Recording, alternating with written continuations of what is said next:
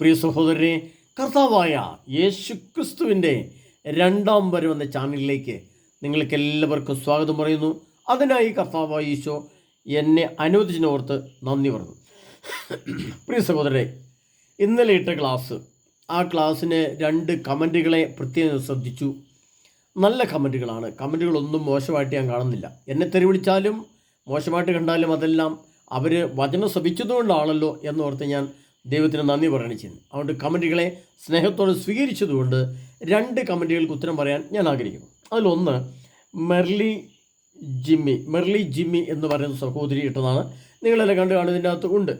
അതായത് ഞാൻ മാത്രമാണ് ശരി എന്നുള്ള നിങ്ങളുടെ ആ ഭാവം തിരുത്തുക, കുറച്ചുകൂടെ കാര്യങ്ങൾ പഠിക്കുക എന്നാണ് അദ്ദേഹം വന്നിരിക്കുന്നത്. ആ സഹോദരിയോട് എനിക്ക് പറയാനുള്ളത്, ഞാൻ മാത്രമാണ് ശരി എന്ന് തന്നെയാണ് ഞാൻ പറയുന്നതെന്നാണ് അതിൻ്റെ മറുപടി. വേറെ മറുപടി എനിക്ക് ഒന്നുമില്ല. ഞാൻ കുറേ പ്രാർത്ഥിച്ചൊക്കെ നോക്കി. അതിനകത്ത് ഞാൻ പറയുന്നത് മാത്രമാണ് ശരി എന്ന് ഞാൻ തന്നെ പറയുന്നു, അത് ആവർത്തിച്ച് പറയുന്നു എന്ന് ഞാൻ ആ സഹോദരിയോട് പറയുകയാണ്. ആ സഹോദരി ഓപ്പണായിട്ട് ഈ യൂട്യൂബിനകത്തോടെ കമൻറ്റ് വിട്ടപ്പോൾ എല്ലാവരും കേട്ട കമൻറ്റാണല്ലോ. ആ കമൻറ്റിൻ്റെ മറുപടി പറയുകയാണ്, ഞാൻ മാത്രമാണ് ശരി, ദൈവവചനത്തെ സംബന്ധിച്ച് ഞാൻ പറയുന്നത് മാത്രമാണ് ശരി എന്ന് ആവർത്തിച്ചും ഉറപ്പിച്ചും പ്രഖ്യാപിക്കുകയാണ്. ഇനി അതിന് ഈ പറഞ്ഞ സഹോദരിക്ക് എന്നെ വെല്ലുവിളിച്ചുകൊണ്ട് പറയാൻ പറ്റുകയാണെങ്കിൽ എൻ്റെ മുമ്പിലേക്ക് നേരിട്ട് വരിക, അല്ല എവിടെയും വെച്ച് സംവാദം നടത്തി ചെയ്യാൻ ഞാൻ തയ്യാറാണ്. ഇന്ന് കത്തോലിക്ക സഭ പഠിപ്പിക്കാൻ അറിയത്തില്ലാത്തതും പഠിപ്പിക്കാൻ ഇഷ്ടമില്ലാത്തതും പഠിപ്പിക്കാൻ ഉദ്ദേശമില്ലാത്തതും അവർക്ക് കാലഘട്ടങ്ങളെ വിഭജിച്ച് അതിൻ്റെ അർത്ഥവ്യാഖ്യാനത്തെ തിരഞ്ഞെടുക്കാൻ അറിയത്തില്ലാത്തതുമായ വചനവ്യാഖ്യാനങ്ങൾ, അതിൻ്റെ ത്രിതല ജ്ഞാനത്തിൽ ഞാൻ നിങ്ങളോട് സംസാരിക്കും. അത് ഞാൻ പറയുന്നത് മാത്രമാണ് ശരിയെന്ന് വീണ്ടും ആവർത്തിച്ച് പറയുന്നു. ഇനി എന്നോട് തർക്കിക്കാൻ നേരം ഉണ്ടെങ്കിൽ വചനമായിട്ട് പോരാ, അപ്പോൾ എൻ്റെ മറുപടി തരാം. അടുത്ത് 2ാമത്തെ കമൻറ്റാണ്. Thomas K T. എന്ന് പറയുന്ന സഹോദരൻ പറയുന്നത്, പക്ഷികൾക്ക് എവിടെയാണ് ആത്മാവ്? അദ്ദേഹം ചോദിച്ചത്. അത് എൻ്റെ അടിയിൽ കിടക്കുന്ന കമൻറ്റാണ്. നിങ്ങൾ എന്ത് പോഷകത്തരമൊക്കെയാണ് പറയുന്നത്. പക്ഷികൾക്ക് എവിടെ ആത്മാവ്? പഠിപ്പിച്ച് നിങ്ങൾ എന്തോ പോലെ ആയി എന്നൊക്കെയാണ് അദ്ദേഹം പറയുന്നത്. പ്രിയ സഹോദര, അദ്ദേഹത്തോട് എനിക്ക് പറയാനുള്ളത്, നിങ്ങളെവിടെയാണ് വചനം വായിച്ചിട്ടുള്ളത്? Thomas K T. എന്ന് പറയുന്ന സഹോദരൻ, അദ്ദേഹമാണ് പക്ഷികൾക്ക് എവിടെ ആത്മാവും ചോദിച്ചു. ഏത് പക്ഷി, എന്ത് പക്ഷി, ഏത് ആത്മാവും ചോദിച്ചു. അദ്ദേഹത്തോട് വ്യക്തമായ ഭാഷയിൽ ഒന്ന് ഞാൻ പറഞ്ഞുതരാം. അതായത് മത്തായിയുടെ സുവിശേഷം 24-ാം അധ്യായം അതിൻ്റെ 28-ാം തിരുവചനം വായിച്ചിട്ടുണ്ടോ സഹോദരൻ നിങ്ങൾ? അതിനിരിക്കുന്നത്, ശവമുള്ളിടത്ത് കഴുകന്മാർ വന്നുകൂടും. 1. 2ാമത് പറഞ്ഞിരിക്കുന്നത് ലൂക്കായുടെ സുവിശേഷം 17-ാം അധ്യായം 37-ാം തിരുവചനം, ശവം എവിടെയോ അവിടെ കഴുകന്മാർ വന്നുകൂടും. ഇനി ഈ കഴുകൻ ആരാണെന്ന് നമ്മൾ പഠിക്കണ്ടേ? കഴുകൻ ആത്മാവുണ്ടോ? കഴുകൻ്റെ ആത്മാവിന് പറഞ്ഞ് വചനത്തിൽ പറഞ്ഞിട്ടുണ്ടോ? നമ്മൾ കുറച്ചുകൂടെ വ്യക്തമായിട്ട്, വളരെ വ്യക്തമായിട്ട് വന്നിരിക്കുന്ന ഭാഗം കൂടെ പറഞ്ഞുതരാം. അത് നമ്മൾ വായിക്കാൻ മനസ്സിലാകുന്നത് എങ്ങനെയാണെന്ന് ചോദിച്ചാൽ, ആ വചനം തന്നെ നമ്മൾ എടുത്ത് വെച്ച് വായിച്ച് ഞാൻ കേൾപ്പിച്ചു. അപ്പോൾ നിങ്ങൾക്ക് മനസ്സിലാവും. അതായത് റോമാക്കാർക്ക് എഴുതിയ ലേഖനം 1-ാം അധ്യായം അതിൻ്റെ 23-ാം തിരുവചനം, അവിടെ ഇങ്ങനെയാണ് പറയുന്നത്, ജ്ഞാനികളെന്ന് അവകാശപ്പെട്ടുകൊണ്ട് അവർ ഭോഷന്മാരായി തീർന്നു. പ്രിയ സഹോദര, ഈ പക്ഷികളുടെ ആത്മാവിനെ കുറിച്ചാണ് ശ്രദ്ധിച്ച് കേൾക്കണേ. തീർന്നു. അവർ അനശ്വരനായ ദൈവത്തിൻ്റെ മഹത്വം നശ്വരനായ മനുഷ്യൻ്റെയോ പക്ഷികളുടെയോ മൃഗങ്ങളുടെയോ ഇഴയന്തുക്കളുടെയോ സാദൃശ്യമുള്ള വിഗ്രഹങ്ങൾക്ക് കൈമാറി.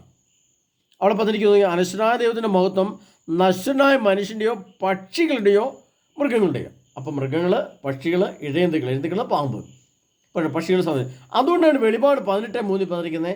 ഈ മുമ്പ് ശവം തിന്നുന്ന കാര്യം മത്തായിയുടെ സുവിശേഷം 24-ാം അധ്യായം 28-ാം വാക്യം പറഞ്ഞല്ലോ.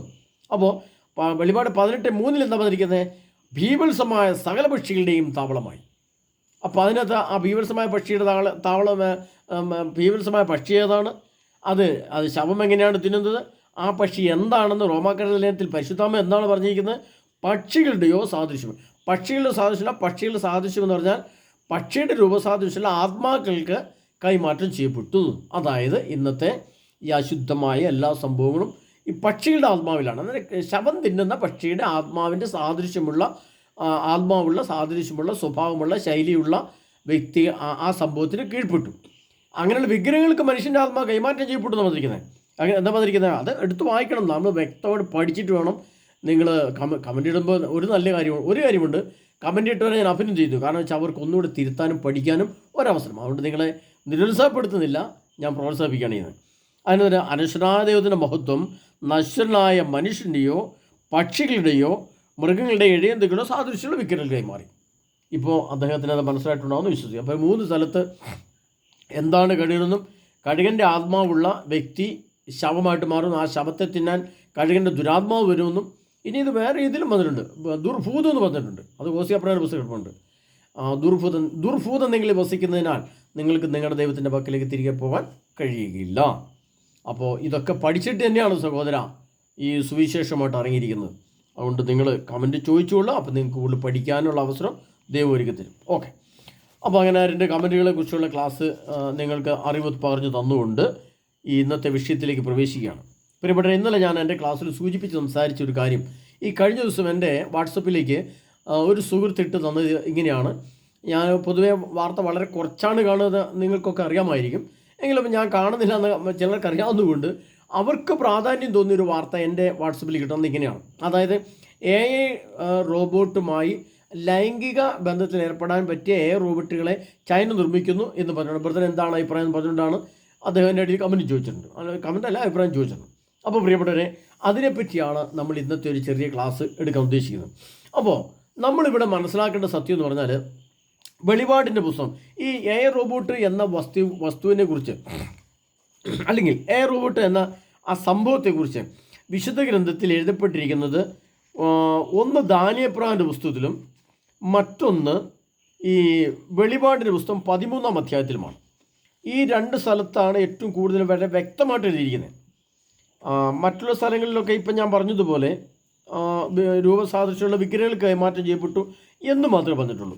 അപ്പോൾ ഏറ്റവും വ്യക്തമായിട്ട് വിശുദ്ധത്തിൽ എഴുതപ്പെട്ടിരിക്കുന്നത് AI റോബോട്ടുകളെ കുറിച്ച് എഴുതിയിരിക്കുന്നത് 13-ാം അധ്യായം, വെളിപാടിൻ്റെ പുസ്തകം 13-ാം അധ്യായം.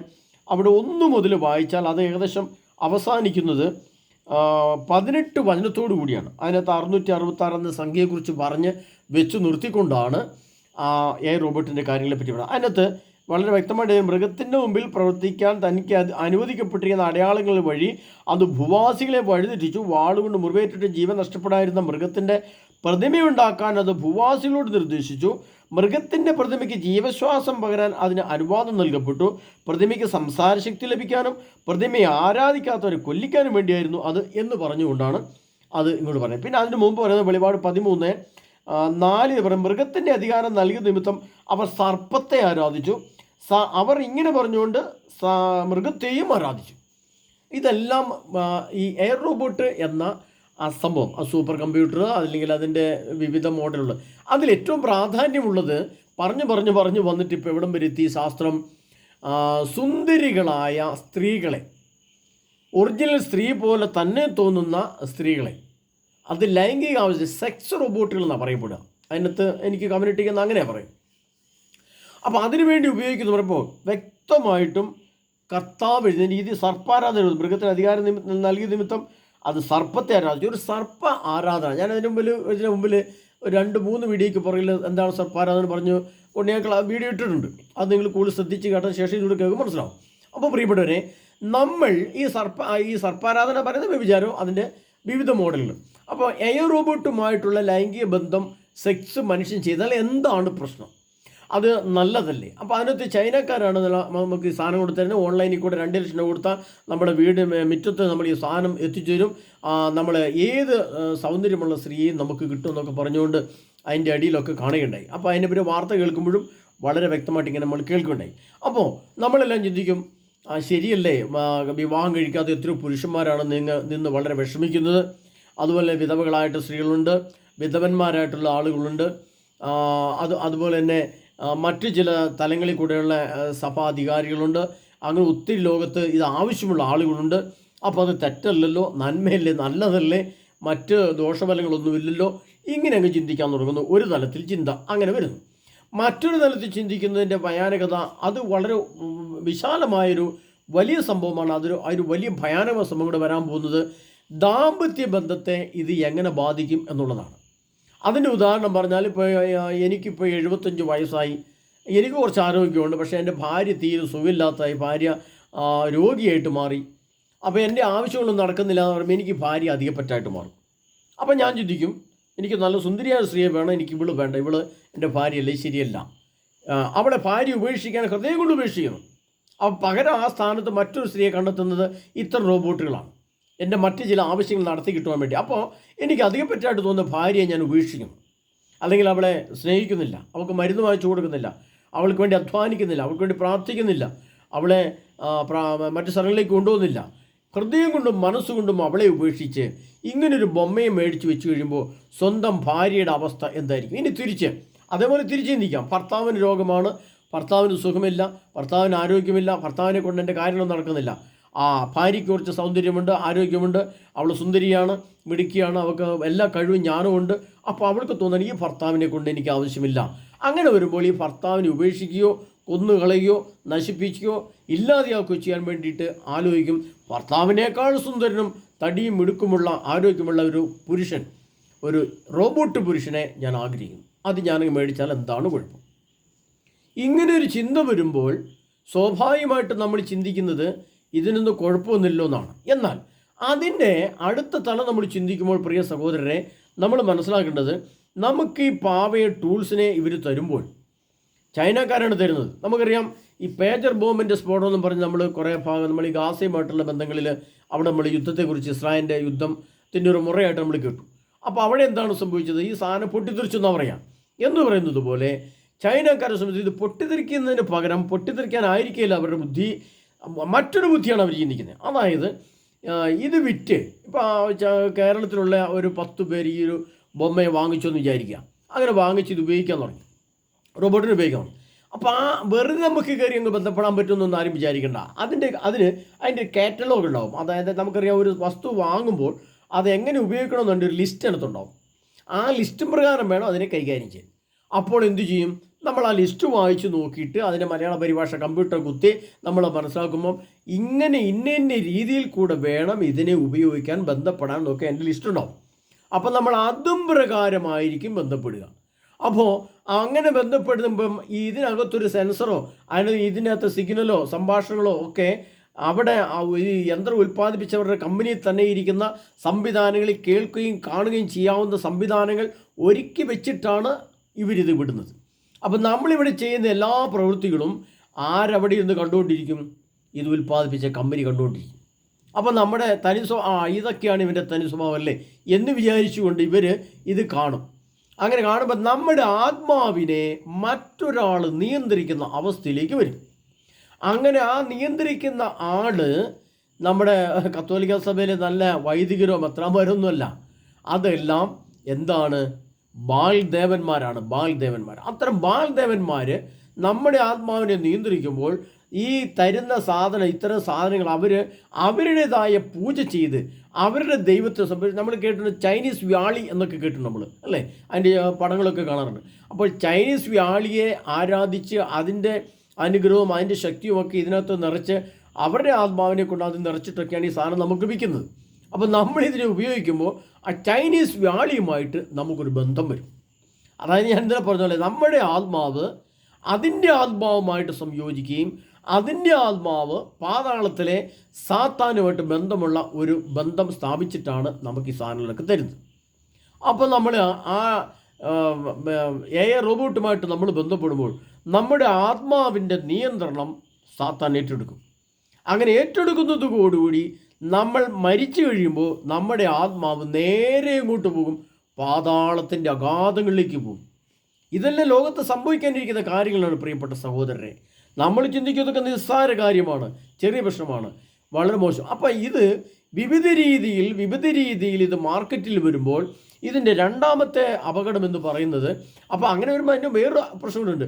ചിലപ്പോൾ ഭർത്താവിന് ഇഷ്ടമില്ലാത്ത ഭാര്യയെ ചിലപ്പോൾ കൊന്നുകളഞ്ഞെന്ന് വരാം, അല്ലെങ്കിൽ അവിടെ വലിയ കുടുംബക്കലഹങ്ങൾ ഉണ്ടാവാം.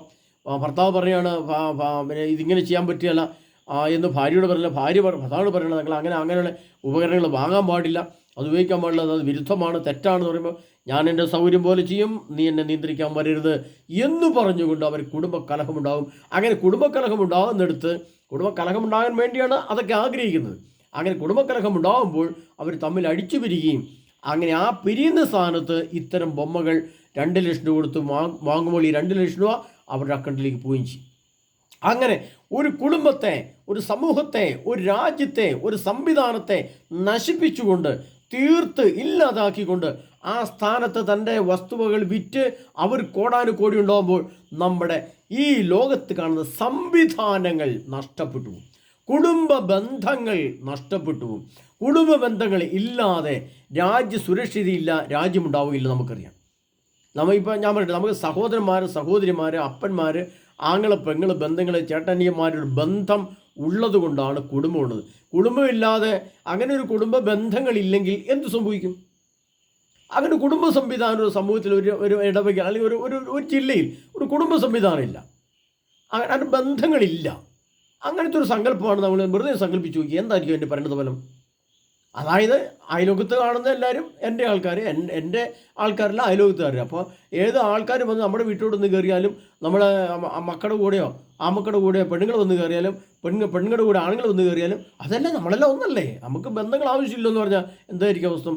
നമ്മൾ തീറ്റിപ്പോറ്റി വളർത്തിയ നമ്മുടെ മക്കളും നമ്മുടെ ഭാര്യയൊക്കെ നമ്മൾ സംരക്ഷിച്ചുകൊണ്ടിരുന്ന അവരെ മറ്റൊരാൾ വന്ന് ഉപയോഗിക്കുന്ന അവസ്ഥ, നമ്മുടെ കണ്ണുകൊണ്ട് കാണേണ്ടി വന്നാലത്തെ അവസ്ഥ എന്തായിരിക്കും? അതേപോലെ വരും എന്ത്? ഈ റോബോട്ടുകൾ നമ്മുടെ ലോകത്ത് വ്യാപകമായിട്ട് വരുമ്പോൾ അതിന് മറ്റൊരു പതിപ്പാണ് സോദോം ഗോമോറ ഉദ്ഘാടനം ചെയ്യപ്പെടും എന്നുള്ളതാണ്. അത്രമാത്രം ദൈവിക നിയമങ്ങളെ, ദൈവിക പദ്ധതികളെ, സഭാ നിയമങ്ങളെ, സഭയുടെ വിശുദ്ധിയെ, കുടുംബ ബന്ധങ്ങളെ, ദൈവിക കൃപകളെ, ദൈവിക മഹത്വത്തെ, ദൈവിക ശക്തിയെ നശിപ്പിച്ചെടുക്കുക, ഇല്ലാതെയാക്കുക, ശൂന്യമാക്കുക. അങ്ങനെ ലോകത്തെ ഒരു സോദോം ഗോമോറയാക്കി രൂപാന്തരപ്പെടുത്തി കഴിയുമ്പോൾ അവർക്ക് അവരുടെ ബിസിനസ് പ്രവർത്തിക്കും, അവർക്ക് അവരുടെ പാതാളത്തിൽ പോകാൻ ആളുകളുടെ എണ്ണം കൂടുകയും ചെയ്യും. ഇതാണ് പ്രിയ സഹോദരൻ ഇനി സംഭവിക്കാൻ പോകുന്നത്. അതുകൊണ്ടാണ് മത്തായിയുടെ സുവിശേഷം 24-ാം അധ്യായം അതിനെപ്പറ്റി വ്യക്തമായിട്ട് അവിടെ എഴുതിയിരിക്കുന്നത് ഇങ്ങനെയാണ്. മത്തായിയുടെ സുവിശേഷം 24-ാം അധ്യായത്തിൻ്റെ ബാക്കി എഴുതി വെച്ചിട്ടുണ്ട്. അതിങ്ങനെയാണ് എഴുതിയിരിക്കുന്നത്. എന്താണ്? ലോത്തിന്റെ നാളുകളിൽ സംഭവിച്ചത് എങ്ങനെയോ അങ്ങനെ തന്നെയായിരിക്കും മനുഷ്യപുത്രൻ്റെ നാളുകളിലും. അപ്പം ലോത്ത് എന്ന് പറയുന്നത് എന്തായിരുന്നു? ലോത്ത് എന്ന് പറയുന്നത് ആരായിരുന്നു? നമുക്കറിയാം. വിശുദ്ധത്തിൽ പഴയ നിയമത്തിലേക്ക് പോയി കഴിഞ്ഞാൽ ലോത്തിൻ്റെ കാലഘട്ടത്തെക്കുറിച്ച് വ്യക്തമായിട്ട് എഴുതി വെച്ചിട്ടുണ്ട്. അത് ഞാൻ പറഞ്ഞു പറയുന്ന സമയങ്ങളുടെ ആവശ്യം നിങ്ങൾ വായിച്ചാൽ മതി. ആബാലവൃദ്ധൻ ജനങ്ങളും അവിടെ സുവർഗഭോഗത്തെ അംഗീകരിക്കുക, ദൈവിക നിയമങ്ങളെ മറന്നുള്ള ജീവിതം, അതിനെന്തെല്ലാം മ്ലേച്ഛമായിട്ട് അവർക്ക് ജീവിക്കാൻ പറ്റുന്ന അതൊക്കെ ജീവിച്ചിരുന്നതാണ് അർത്ഥം. ബാക്കി നമ്മൾ സങ്കല്പിച്ചെടുത്താൽ മതി. പ്രിയപ്പെട്ട സഹോദരരെ, ഇതാണ് ലോത്തിൻ്റെ നാളുകൾ ഭൂമിയിലേക്ക് വരുമ്പോൾ. യേശുക്രിസ്തുവിൻ്റെ രണ്ടാം വരവ് അടുത്തടുത്ത് വരുന്തോറും സോദോം ഗോമോറ രൂപപ്പെട്ട് ഭൂമി ഒരു സോദോം ഗോമോറയായിട്ട് മാറും. എങ്കിലേ കർത്താവിന് തൻ്റെ ആണവ ബോംബുകൾ, തീയും ഗന്ധവും ഭൂമിയിലേക്ക് വർഷിക്കാൻ പറ്റുള്ളൂ.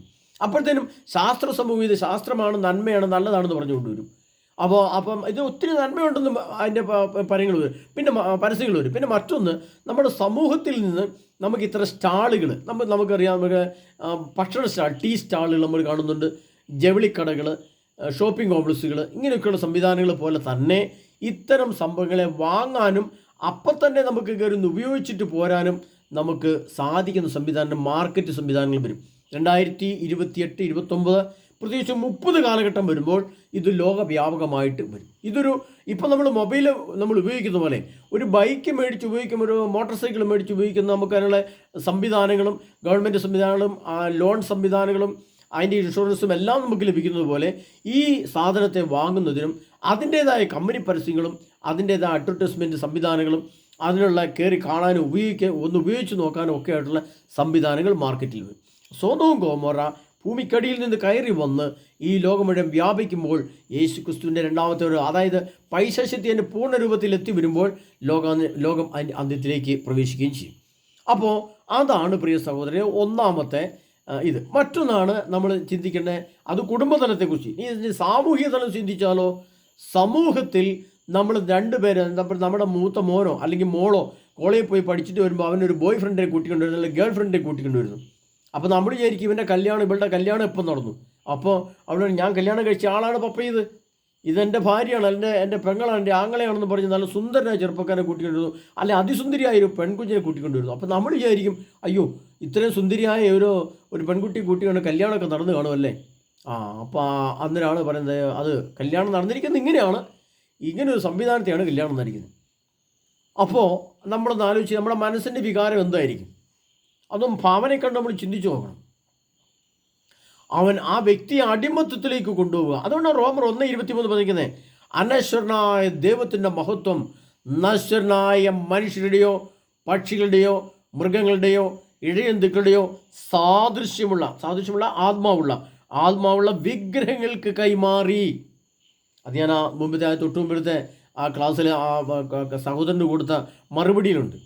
സാദൃശ്യം എന്ന് പറഞ്ഞാൽ ആത്മാവുള്ള വിഗ്രഹങ്ങൾ, ആ വിഗ്രഹങ്ങൾ കൈമാറ്റം ചെയ്യപ്പെട്ടു. അപ്പം നമ്മളങ്ങനെ കൈമാറ്റി. ഇപ്പോൾ തന്നെ നമ്മൾ ഓരോ കമ്പ്യൂട്ടറുകളുടെയോ ലാപ്ടോപ്പിൻ്റെയോ സിനിമയുടെയോ സീരിയലിൻ്റെയോ ഇത്തരം മൊബൈൽ ഫോണുകളുടെയോ അടിമത്തത്തിലാണ് നമ്മളുള്ളത് ഇപ്പോൾ തന്നെ. അപ്പോൾ നമ്മൾ ആ ഒരു സംവിധാനം വന്നു കഴിയുമ്പോൾ നമ്മുടെ അവസ്ഥ എന്തായിരിക്കും? അതുപോലെ തന്നെ ഒരു 2-3 പെൺമക്കളുള്ള വീട്ടിൽ, അല്ലെ 2-3 ആൺമക്കളുള്ള വീട്ടിൽ ഇത്തരം ഒന്നിൽ കൂടുതൽ AI റോബോട്ട് ആകുന്ന സ്ത്രീകൾ നമ്മുടെ വീട്ടിൽ വന്നാൽ എന്തൊരവസ്ഥയായിരിക്കും? നിങ്ങൾ മനസ്സുകൊണ്ട് ചിന്തിച്ച് നോക്കുക. അതിൻ്റെ ഭവിഷ്യത്തുകൾ. ഒരു സുപ്രഭാതത്തിൽ എന്തു സംഭവിക്കും? അവൻ അവളെയോ അവൾ അവനെയോ കഴുത്ത് ഞെരിച്ചോ തല്ലിയോ അവരുടെ യന്ത്രം ഉപയോഗിച്ചോ കൊല്ലുന്ന അവസ്ഥയും അതിന് തന്നെ സംവിധാനം. മറ്റൊന്ന്, ഇവൻ്റെ ആത്മാവ്, ഇവൻ്റെ സംഭാഷണം മുഴുവനും ഈ കമ്പനി സ്ഥലങ്ങളിലേക്ക് ഇതിൻ്റെ റേഡിയോ സിഗ്നൽ പോകുന്ന പോലെ, മൊബൈൽ ഫോണിൽ സിഗ്നൽ പോകുന്ന പോലെ അതാത് രാജ്യങ്ങളിൽ എത്തിക്കൊണ്ടേയിരിക്കും. അപ്പോൾ ഇവൻ്റെ എല്ലാ പ്രവൃത്തികളും, അല്ലെങ്കിൽ ഇവരുടെ എല്ലാ പ്രവൃത്തിയും, ഇവർ തമ്മിൽ ചെയ്യുന്ന എല്ലാ ചേഷ്ടകളും, ലൈംഗിക ചേഷ്ടകളും അതാത് സമയത്ത് അവിടെ കാണാനുള്ള സംവിധാനങ്ങൾ അവർ ഒരുക്കി വെച്ചിട്ടുണ്ടാവും. അങ്ങനെ ഒരു വ്യക്തിയുടെ പൂർണ്ണ വ്യക്തിത്വം, അവൻ്റെ എല്ലാ നിഗൂഢ രഹസ്യങ്ങളും മറ്റൊരു രാഷ്ട്രം അറിയുകയോ മറ്റൊരു കമ്പനി ഒരു വ്യക്തി അറിയുകയോ ചെയ്യുമ്പോൾ നാം അവൻ്റെ അടിമയായി മാറും. അവൻ പറയുന്നത് പോലെ നമ്മൾ ചെയ്യേണ്ടി വരും. അല്ലാത്ത പക്ഷം നമ്മളെ കൊല്ലാനുള്ള എല്ലാ സംവിധാനവും, നമ്മളെ മുച്ചൂട് നശിപ്പിക്കാനുള്ള സംവിധാനവും അതിൽ തന്നെ ഉണ്ടാവും. അപ്പോൾ അതുകൊണ്ടാണ് കർത്താവ് പറഞ്ഞത്, മൃഗത്തിൻ്റെ പ്രതിമയ്ക്ക് സംസാരശക്തി ലഭിക്കാനും പ്രതിമയെ ആരാധിക്കാത്തതിനും കൊള്ളിക്കാനും വേണ്ടിയായിരുന്നു. ഇത് പിന്നീട് 2030 ശേഷമുള്ള കാലഘട്ടം വരുമ്പോൾ അതെന്തു സംഭവിക്കും? ഇത്തരം ഒരു സംവിധാനം, ഒരു ലോക ആരാധന തന്നെ ലോകത്ത് വരും. അത് ലോകം പൊതുവായിട്ട് അംഗീകരിക്കുന്ന ഒരു ആരാധന വരും. അതും പ്രത്യേകിച്ചും നമ്മൾ ആലോചിക്കണം, ജെറുസലേം ദേവാലയം നിൽക്കുന്ന, അവരാരാധിക്കുന്ന അതേ സ്ഥലത്ത് ഇതിൻ്റെ ഒരു മ്ലേച്ഛ വിഗ്രഹം, ഒരു നഗ്ന വിഗ്രഹത്തെ അവർ തമ്മിൽ ബന്ധപ്പെടുന്ന, അല്ലെങ്കിൽ പുരുഷനും തമ്മിലോ സ്ത്രീയും തമ്മിലോ ബന്ധപ്പെടുന്ന അങ്ങനെയുള്ള മ്ലേച്ഛമായ സംവിധാനങ്ങളോട് കൂടിയ AI റോബോട്ട് സംവിധാനങ്ങൾ എതിർ ക്രിസ്തുവിൻ്റെ ആക്രമണത്തിൽ ജെറുസലേമിൽ സ്ഥാപിച്ചുകൊണ്ട് വലിയ സംഭവം ലോകത്തോടെ. അങ്ങനെ വരുമ്പോഴാണ് അത് മഹാപീഡനമായിട്ട് മാറുന്നത്. അത് യഹൂദന്മാരോ ക്രിസ്ത്യാനികളോ അംഗീകരിക്കുകയില്ല. അങ്ങനെ വരുമ്പോൾ അത്തരം രാഷ്ട്രങ്ങളുമായിട്ട് ഗോഗ് മാഗോഗ് യുദ്ധത്തിലേക്ക് അത് പോകും.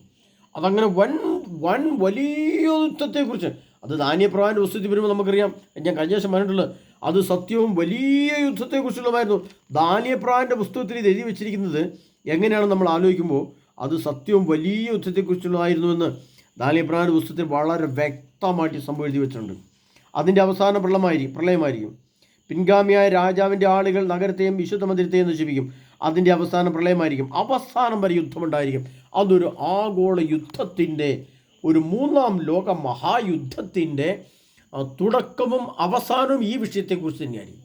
ലോകത്തെ ആത്മീയ നന്മകളെ, ബന്ധങ്ങളെ, അപ്പൻ അമ്മ ബന്ധങ്ങൾ, ഭാര്യ ഭർത്തൃ ബന്ധങ്ങൾ, ആങ്ങള പെങ്ങള് ബന്ധങ്ങൾ, ജ്യേഷ്ഠൻ അനിയൻ ബന്ധങ്ങൾ, മാതാപിതാ ഗുരുബന്ധങ്ങൾ, പൗരോഹിത്യ ബന്ധങ്ങൾ, സഭാബന്ധങ്ങൾ, സഭാനിയമങ്ങൾ, സഭയുടെ വിശുദ്ധി, ദൈവത്തെക്കുറിച്ചുള്ള ചിന്ത, ദൈവത്തിൻ്റെ ആത്മീയ നീതി എല്ലാം എല്ലാം എല്ലാം നഷ്ടപ്പെടുത്തി നശിപ്പിച്ച് പൂർണ്ണമായും ഇല്ലാതാക്കി ഭൂമിയെ ഒരു തീക്ക് വേണ്ടുന്ന ഉണക്ക കൊള്ളി പോലെ ആക്കി മാറ്റും.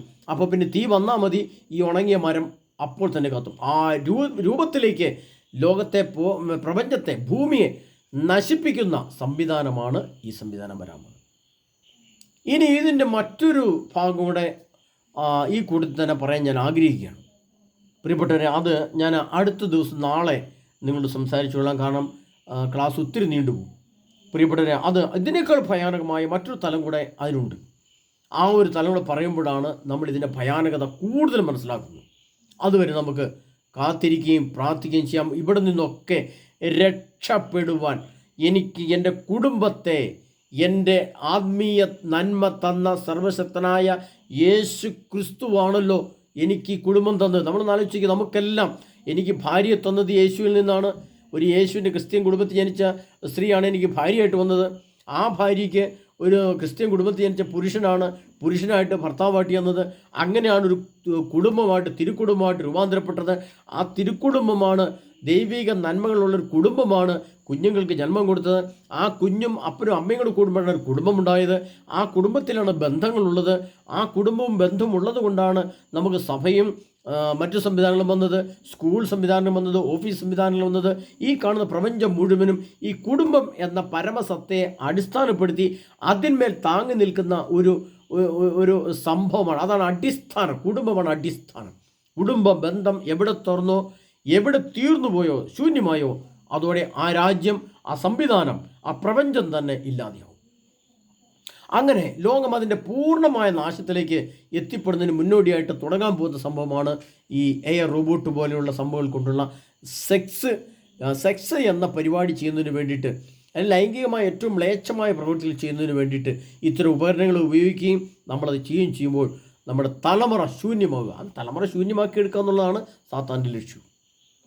അതിൻ്റെ അടുത്ത ഭാഗം നമ്മൾ ചിന്തിക്കുമ്പോൾ ഇത് നമ്മുടെ കത്തോലിക്ക സഭയിൽ ഇത് എങ്ങനെ ബാധിക്കും എന്ന് നമ്മൾ വളരെ രഹസ്യമായിട്ട് ചിന്തിച്ച് പഠിക്കേണ്ടതായിട്ടുണ്ട്. അത്രമാത്രം മറ്റൊരു സൊദോം ഗൊമോറ, പ്രപഞ്ചത്തിൻ്റെ മുകളിൽ കാണുന്ന സൊദോം ഗൊമോറയല്ല, സഭയ്ക്കുള്ളിലെ സൊദോം ഗൊമോറ വെറുതെ അതിനേക്കാൾ ഭീമവും ഭയാനകമായിരിക്കും. അത് അടുത്ത ദിവസം നിങ്ങൾക്ക് ക്ലാസ് ആയിട്ട് തരാൻ പ്രിയ സഹോദരൻ. അതുവരെ നമ്മൾ ഇത്തരം വിഷയങ്ങൾ ചിന്തിക്കുമ്പോൾ ഇനി നാളെ വേറൊരു വിഷയത്തെക്കുറിച്ചുകൂടെ സംസാരിക്കുന്നുണ്ട്. അത് യേശയ്യാപ്രവചന പുസ്തകം 27-ാം അധ്യായത്തിൽ പുളഞ്ഞു പായുന്ന ലെവിയാഥൻ എന്നൊരു വാക്കുണ്ട്, ഒരു വചനമുണ്ട്. പുളഞ്ഞു പായുന്ന ലെവിയാഥൻ. എന്താണ് ഈ ലെവിയാഥൻ? എന്താണ് അത് ദൈവം അർത്ഥമാകുന്നതെന്ന് കൂടി ഈ വിഷയത്തോടനുബന്ധിച്ച് നിങ്ങളെ പഠിപ്പിക്കേണ്ടതായിട്ടുണ്ട്. അതുകൂടെ നമുക്ക് നാളത്തെ ക്ലാസ്സിൽ കേൾക്കാം. അതുവരെ സർവശക്തനായ ദൈവം ഇത്തരം ചിന്തകൾ, ഇതൊക്കെ അതിന് കുറച്ച് രീതിയിലാണ് ഞാൻ പ്രിയപ്പെട്ടവരെ നിങ്ങളോട് സംസാരിക്കുന്നത്. നമ്മൾ കുറച്ച് മാന്യമായിട്ടൊക്കെ സംസാരിക്കണം. മറ്റു കുഞ്ഞുങ്ങളൊക്കെ കേൾക്കുമ്പോഴും, അല്ലെങ്കിൽ ഇത് മറ്റുള്ളവർക്ക് ഭയമുണ്ടാകാതെയും അല്ലെങ്കിൽ മറ്റുള്ളവർക്ക് കൂടി ചിന്തിക്കാനോ ഒക്കെ ആയിട്ടുള്ള രീതി ക്രമീകരിച്ചാണ് പറയുന്നത്. പക്ഷേ ഇതിനേക്കാൾ ഭയാനകമായ രീതിയിലാണ് ഇതിൻ്റെ ഭവിഷ്യത്തുകൾ ലോകത്ത് വരാൻ പോകുന്നത്. അപ്പോൾ ഇതെല്ലാം നമ്മൾ മനസ്സിലാക്കിക്കൊണ്ട് നമ്മുടെ കുടുംബ ബന്ധങ്ങളെ സ്നേഹത്തിൽ നിലനിർത്താം. ഭാര്യാഭർത്താക്കന്മാർ തമ്മിൽ കലഹിക്കാനുള്ളതല്ല. ഭാര്യയുടെ മഹത്വം അറിയുന്നത് ഇനി വരാനിരിക്കുന്ന കാലങ്ങളിലാണ്. ഭർത്താവിൻ്റെ മഹത്വം ഭാര്യ അറിയുന്നത് ഇനി വരാനിരിക്കുന്ന കാലങ്ങളിലാണ്. കാരണം ഒരു പുരുഷൻ്റെ സഹായമില്ലാതെ ഒരു സ്ത്രീക്ക് നിലനിൽക്കാനോ, ഒരു സ്ത്രീയുടെ സഹായമില്ലാതെ ഒരു പുരുഷന് നിലനിൽക്കാനോ പറ്റാത്ത സാഹചര്യം ഈ ഭൂമിയിലേക്ക് വരാൻ പോവുകയാണ്. ഒരു സ്ത്രീ ഇല്ലെങ്കിൽ ആ സ്ഥാനത്ത് റോബോട്ട് വരാം. ഒരു സ്ത്രീക്ക് ഒരു പുരുഷൻ്റെ സഹായവും ശക്തിയും ആവശ്യകതയും നമുക്ക് സമൂഹത്തിൽ തന്നെ ആവശ്യമായിട്ട് വരുന്ന സാഹചര്യം വരും. അപ്പോഴൊക്കെ കുടുംബ ബന്ധങ്ങളാണ് അടിസ്ഥാനം. ആ കുടുംബബന്ധത്തിൻ്റെ അടിസ്ഥാനം എന്ന് പറയുന്നത് യേശു ക്രിസ്തു മാത്രമാണ്.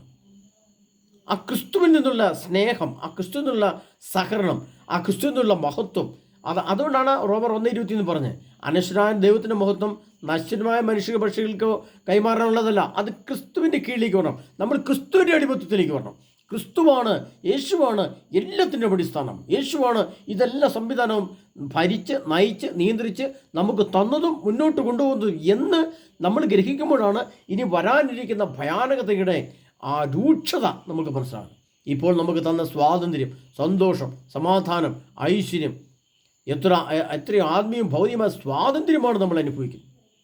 പിന്നീട് ഇത്തരം ഉപകരണങ്ങളുടെയൊക്കെ കീഴിലേക്ക് പോയി കഴിഞ്ഞാൽ നമ്മളിവിടെ മിണ്ടുന്നത് പോലും തുമ്മുന്നത് പോലും മറ്റൊരാളോ മറ്റൊരു രാജ്യമോ കാണുകയോ കേൾക്കുകയോ ചെയ്യുന്ന അവസ്ഥയിലേക്ക് വരുമ്പോൾ നമ്മളെ വേണ്ടാന്ന് തോന്നിയാൽ ഒരു സിഗ്നൽ അയച്ചാൽ, ഒരു രശ്മി നമ്മുടെ അടുത്തേക്ക് വന്ന് പതിഞ്ഞാൽ, നമ്മുടെ എക്സ്റേ എടുത്തിട്ട് നമ്മളെ കൊല്ലുന്ന പോലെ നമ്മുടെ അസ്ഥിയെ ഉണക്കിക്കൊല്ലുന്ന സംവിധാനം വരെ വരും പ്രിയ സഹോദരൻ. അതാണ് ലേസർ സംവിധാനങ്ങളൊക്കെ നമ്മൾ കേൾക്കുന്നുണ്ടല്ലോ. ഇതിനകത്ത് തന്നെ അതിനുള്ള എല്ലാ സംവിധാനങ്ങളും ഒരുക്കിയിരിക്കും. ഒരു മനുഷ്യനെ കൊല്ലണമെങ്കിൽ ഏത് സമയത്ത് കൊല്ലണം, അല്ല നിലനിർത്തണമെങ്കിൽ എത്ര കാലം നിലനിർത്തണം എന്ന് മറ്റുള്ളവർ തീരുമാനിക്കുന്നത്. ഞാൻ എപ്പോൾ ഈ ലോകത്ത് നിന്ന് ഇല്ലാതാകണമെന്ന് ചില സംവിധാനങ്ങൾ തീരുമാനിച്ചാൽ ആ തീരുമാനിക്കുന്ന നിമിഷം വരെ നമുക്കുണ്ടാവുള്ളൂ. അതിനുശേഷം ആർക്ക് വിചാരിച്ചാലും ഒരു രശ്മി അയച്ചാൽ മതി, മുകളിൽ ഒരു രശ്മി വന്ന് മേലെ പതിഞ്ഞാൽ നമ്മൾ ഇല്ലാതെയായി പോകുന്ന സംവിധാനത്തെ ഒരുക്കാൻ വരെ ശാസ്ത്ര സമൂഹത്തിന് സാധിക്കും. അത്രത്തേക്ക് ശാസ്ത്രം വളർന്നു, അല്ലെങ്കിൽ അത്രമാത്രം ആ സ്റ്റേജിലേക്ക് അടുത്ത സ്റ്റെപ്പിലെത്തും. ഇതെല്ലാം വരാനിരിക്കണം. മരണയുഗം അതിൻ്റെ പൂർണ്ണാവസ്ഥയിൽ. അതാണ് സൊദോം ഗൊമോറയിലേക്ക് വരികയാണ്. ഇനി ആ സൊദോം ഗൊമോറയിലേക്ക് വരുമ്പോൾ നമ്മൾ എന്ത് ചെയ്യണം? അത്തരം സംവിധാനം ഭൂമിയിൽ വരാൻ ഒരുങ്ങുന്ന കാലഘട്ടം വരുമ്പോൾ അവിടെ നമ്മൾ ഏതെല്ലാം മുൻകരുതലുകൾ എടുക്കണം, ഏതെല്ലാം തയ്യാറെടുപ്പുകൾ എടുക്കണം, ഏതെല്ലാം കാര്യങ്ങൾ ചെയ്തുകൊണ്ട് വേണം നമ്മൾ ഈ ഭൂമിയിൽ ജീവിക്കാൻ നമ്മൾ കൃത്യമായിട്ട് അറിഞ്ഞിരിക്കണം. അതായത് നമ്മളൊരു വിമാനം കയറി നമ്മൾ വിദേശത്ത് പോകാനാണെങ്കിൽ നമുക്ക് കൃത്യമായിട്ട് അറിയാം, വിസ വേണം, പാസ്പോർട്ട് വേണം, ടിക്കറ്റ് വേണം, ചെന്നിറങ്ങേണ്ട സ്ഥലത്ത് നമ്മൾ അറിയണം, അവിടെ നമ്മൾ കൂട്ടിക്കൊണ്ടു പോകാനുള്ള ആൾ വേണം, അല്ലെങ്കിൽ ജോലിക്കാണെങ്കിൽ അതിന് കമ്പനിയുടെ അഡ്രസ്സ് വേണം. ഇങ്ങനെ എന്തെല്ലാം കാര്യങ്ങൾ വ്യക്തമായിട്ട് അറിഞ്ഞിട്ടാണ് ഒരാൾ വിമാനയാത്ര ചെയ്ത് ആ എത്തേണ്ട പോയിന്റിലെത്തുന്നത്. അതേപോലെ തന്നെ ഈ കാലഘട്ടങ്ങളിൽ, ഈ സോദോം ഗോമോറ കാലഘട്ടങ്ങളിൽ നാം എങ്ങനെ ജീവിക്കണമെന്നുള്ളതിൻ്റെ വ്യക്തമായ ചോദ്യവും ഉത്തരവും തയ്യാറെടുപ്പുകളും വിശുദ്ധ ഗ്രന്ഥത്തിൽ എഴുതി വെച്ചിട്ടുണ്ട്. അതിൻ്റെ വചനഭാഗങ്ങളുണ്ട്. ആ വചനഭാഗങ്ങൾ വായിച്ചറിഞ്ഞ് അതിനകത്ത് അന്തർലീനമായിരിക്കുന്ന നിഗൂഢരഹസ്യങ്ങളെ നമ്മൾ ഉൾക്കൊണ്ട് അത് ജീവിതത്തിൽ സൂക്ഷിച്ചു വെച്ച് പ്രയോഗിക്കുമ്പോഴാണ് നമുക്ക് ഈ പ്രശ്നങ്ങളെ അതിജീവിക്കാൻ സാധിക്കുക. അല്ലെങ്കിൽ നാം വീണുപോകും. വീണു പോയാൽ കരം പിടിച്ചുയർത്താൻ ഭൂമിയിൽ ഒരു മനുഷ്യനെ കൊണ്ട് സാധിക്കില്ല. അവിടെ സഭയൊക്കെ പരാജയപ്പെട്ടു. സഭയുടെ പരാജയം ഇനി മുന്നോട്ട് പോകുന്ന സഭ പരാജയപ്പെട്ടു വരും. അത് അടുത്ത നാളത്തെ ക്ലാസ്സിൽ ഞാൻ പറഞ്ഞുതരാം. അപ്പോൾ നമുക്ക് മനസ്സിലാവും. അത് നമ്മൾ ഇപ്പോൾ നമുക്ക് സഭയുണ്ട്, ഇപ്പോൾ കുറച്ച് ശക്തമാണ് സഭ. ആണ് ഇനി ഈ സഭയെ കൂടെ തകർക്കുന്ന രീതിയിലുള്ള സംവിധാനങ്ങൾ പുറകെ വരുന്നുണ്ട്. അപ്പോൾ പിന്നെ ആര് നമ്മൾ സംരക്ഷിക്കും, ആര് രക്ഷിക്കും, ആര് കരം പിടിച്ചു, ആര് രക്ഷ നൽകും? നീ ആ പ്രശ്നങ്ങളിൽ നിന്നൊക്കെ ഇങ്ങോട്ട് മാറി നിന്നു, നിന്നെ രക്ഷിക്കാൻ ഞാനുണ്ടെന്ന് പറഞ്ഞുകൊണ്ട് പുറകെ വരാൻ ആരെങ്കിലും വേണ്ടേ? അത് ആ സമയത്തൊന്നും യേശു വരികില്ല പ്രിയപ്പെട്ട. അതിനു വേണ്ടിയാണ് ഇത്തരം ക്ലാസ്സുകൾ. പ്രിയ സഹോദരങ്ങളെ, കർത്താവായ യേശു ക്രിസ്തുവിൻ്റെ തിരുവചനം എൻ്റെ ഹൃദയത്തിൽ സൂക്ഷിക്കുവാൻ ദൈവമായ കർത്താവെ ഞങ്ങളെ അനുവദിക്കണമേ. സർവശക്തനായ ഈശോയുടെ പരിശുദ്ധാത്മാവ് ജ്ഞാനത്തിൻ്റെയും വിവേകത്തിൻ്റെയും സ്നേഹത്തിൻ്റെയും വരം നൽകി എന്നെ മുന്നോട്ട് നയിക്കണമേ. കർത്താവെ, വരും കാലഘട്ടങ്ങളിൽ സോദോം ഗോമോറ പ്രശ്നങ്ങളെ അതിജീവിക്കുവാൻ ആ കേൾക്കുന്ന വചനത്തെ സംഗ്രഹിച്ചു വെച്ച് അതിനനുസരിച്ച് മുന്നോട്ട് പോകാൻ എന്നെ ഒരുക്കണമേ. കർത്താവായ ഈശോയെ, സോദോം ഗോമോറയിൽ വീണുപോയി അഗ്നിയിലേക്ക് ആഴ്ന്നു പോകാതെ എൻ്റെ മനസ്സിനെയും ശരീരത്തെയും ആത്മാവിനെയും അങ്ങ് കാത്തുകൊള്ളണമേ. കർത്താവായ ഈശോയുടെ പരിശുദ്ധാത്മാവിനെ എനിക്ക് ചുറ്റും പാളയമടിച്ച് നിർത്തണമേ. കർത്താവായ ഈശോയുടെ ദൂതന്മാരെ എനിക്ക് ചുറ്റും പാളയമടിച്ച് നിർത്തണമേ. കർത്താവായ ഈശോ, എൻ്റെ രോഗങ്ങൾ, പീഡകൾ, ആകുലതകൾ, ഉത്കണ്ഠകൾ, അസ്വസ്ഥതകൾ, തകർച്ചകൾ, ക്ഷീണങ്ങൾ, വേദനകൾ എല്ലാം കർത്താവായ ഈശോ ഞങ്ങളുടെ കാലിന് ചുറ്റി സമർപ്പിച്ച് ഞങ്ങളെ സമൃദ്ധമായി അനുഗ്രഹിക്കണമേ. ഞങ്ങളുടെ തെറ്റുകളും കുറ്റങ്ങളും അവിടുന്ന് ഏറ്റെടുക്കണമേ. ഞങ്ങൾ മാപ്പ് ചോദിക്കുന്ന കർത്താവെ, അനുദിനം അങ്ങയുടെ മുമ്പിൽ ചെയ്തു പോകുന്ന എല്ലാ തിന്മകൾക്കും അങ്ങയുടെ മുമ്പിൽ കണ്ണുനീരോടെ കരങ്ങൾ കൂപ്പി മുട്ടിൽ നിന്ന് ഞങ്ങൾ മാപ്പ് ചോദിക്കുന്ന യേശുവേ എന്ന് പറഞ്ഞുകൊണ്ട് അനുദിനം ദിവസവും കർത്താവിൻ്റെ മുമ്പിൽ കണ്ണുനീരൊഴുക്കി പ്രാർത്ഥനപൂർവ്വമായിരുന്നില്ലെങ്കിൽ പ്രിയപ്പെട്ടവരെ, സാത്താൻ അടിച്ചു വീഴുകയും ആ വീഴ്ചയിൽ നിന്ന് എഴുന്നേൽപ്പിക്കുവാനോ എഴുന്നേൽക്കുവാനോ നമുക്ക് സാധിക്കാതെ വരും. അത് എന്നേക്കുമായുള്ള സമ്പൂർണ്ണ നാശത്തിലേക്ക് കുടുംബത്തെ പോകാം, സമൂഹത്തെ പോകാം, സഭ പോകാം, ലോകം പോകാം. ലോകം അതിൻ്റെ എത്തിലേക്ക് പോകും. പക്ഷേ അവിടെ നിന്നൊക്കെ സംരക്ഷിച്ച് നിൽക്കുവാൻ, അവിടുന്ന് രക്ഷപ്പെട്ടു നിൽക്കുവാൻ, അവിടുന്ന് സംരക്ഷണം കിട്ടുവാൻ തിരുവചനം പഠിപ്പിക്കുന്നുണ്ട് നമ്മെ. അത് ഞാൻ നിങ്ങൾക്ക് നാളെ പറഞ്ഞുതരാൻ പ്രിയപ്പെട്ടവരെ. അതിനായി നമ്മളെ ഓരോരുത്തരെയും സമൃദ്ധമായി കർത്താവായ ഈശോ അനുഗ്രഹിക്കുമാറാകട്ടെ. ആമേൻ.